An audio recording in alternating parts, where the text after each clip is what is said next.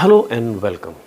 Today we are discussing Standard 2230 Engagement Work Program.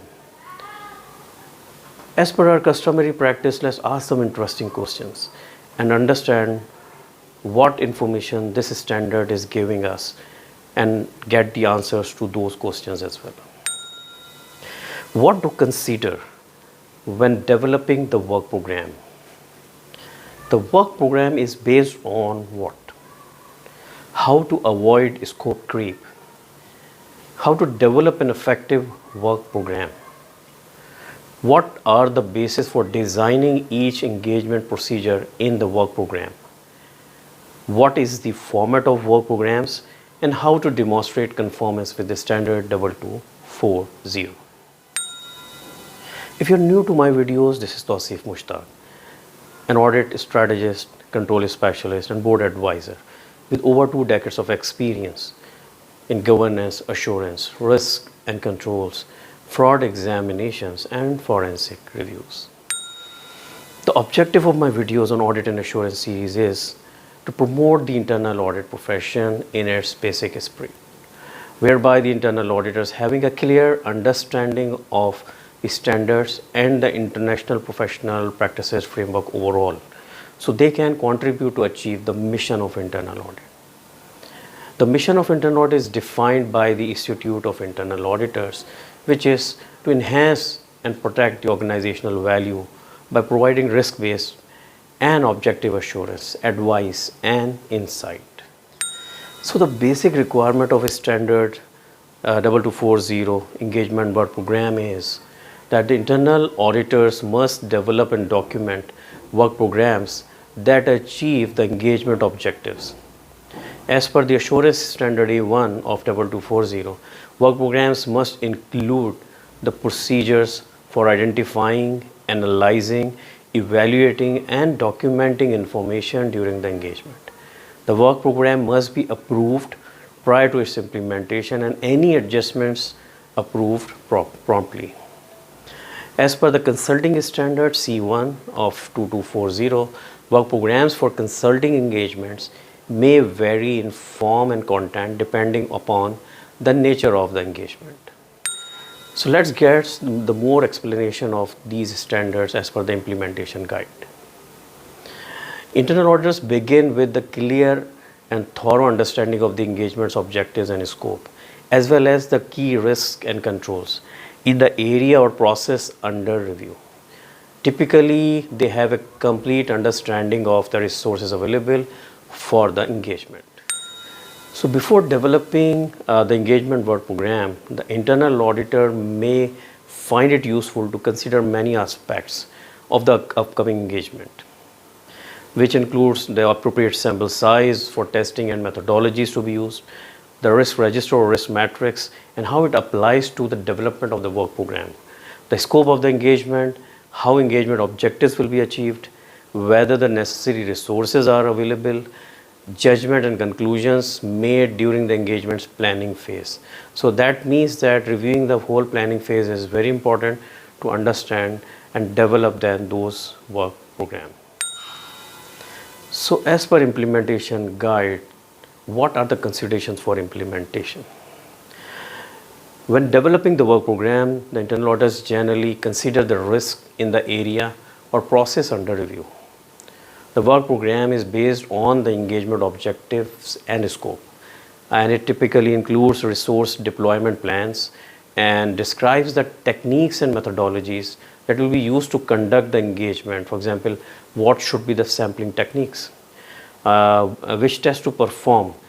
On performing the test, it is important for the internal auditors to determine which test to perform and what are the audit steps which are necessary to assess the risk in the area or the process under review, and to test the existing controls. Additionally, internal auditors should ensure that the tests are specific enough to avoid scope creep. It is also important to consider the nature, timing, and extent of the audit test. So in order to develop an effective work programs, the internal auditor consider the nature, timing, extent of the internal audit test, which are required to achieve the engagement objectives. So each engagement procedure in the work program should be designed to test a particular control that addresses the risk. So it is also important that the work program be developed and documented in such a way that ensures all members of the engagement team understand what they need to do and which tasks remain to be performed and what is actually allocated to them. There is no hard and fast format for the work program. It can vary as per the requirement of the engagement. Commonly used formats include standard templates or checklists to document completion of planning steps, memoranda that summarizes the task completed, and additional columns in the risk and control matrix. Well-documented work program, they assist in communicating roles, responsibilities, and tasks to the members of the engagement team. They may also include sign-off for completed work, the names of the internal auditors who completed the work, and the date of the work was completed, and sometimes the review dates as well are part of those work programs. Who should approve the work program? So as per the Assurance Standard A1, the work programs must be approved by the internal audit management before the commencement of audit field work. However, the new information and knowledge gained during the field work, the audit program may be adjusted subject to prompt approval by the internal audit management. And when we say internal audit management, it can be chief audit executive, it can be a senior manager who is responsible for the assurance role and the team performing on ground. So we understood from this very important standard that what to consider when developing the work program, how to avoid scope creep, how to develop an effective work program, and what are the basis for designing each engagement procedure in the work program, and what is the format of work program. How to demonstrate conformance with the standard is also by considering the following documents, which can be the work program itself with the documented approval, generally demonstrate conformance with standard 2240. Any changes to the work program also should have been documented, should have the documented approval, engagement, supervision, and appropriate sign-offs for each work program task by the internal auditor responsible for completing the task may help demonstrate conformance as well. Meeting notes or memos which shows the planning steps, notes for planning meetings with the audit engagement team during which the deliverables and the purpose were discussed with the engagement client, or evidence that such meetings occurred may demonstrate conformance. So thank you so much for your time.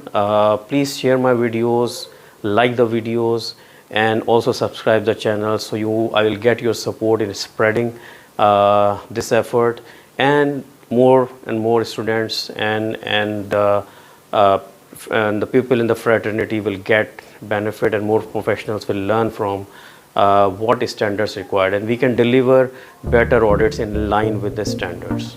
Thank you so much.